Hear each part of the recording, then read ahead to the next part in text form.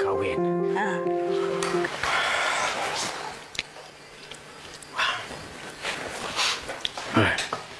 Morning. Morning. Makanlah breakfast tu. Ni, Haris, Mama ada benda nak bincang kamu. Sebab kamu kan anak Mama. Mama nak minta izin kalau boleh. Mama nak kahwin.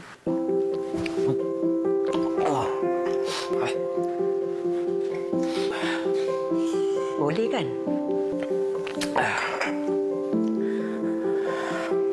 Kahwin.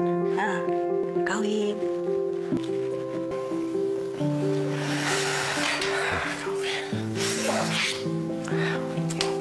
Boleh?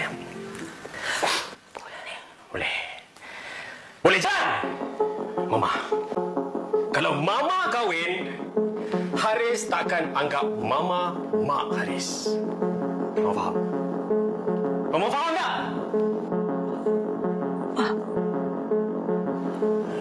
Pagi-pagi dah potong selera aku. Hilang mood aku nak makan.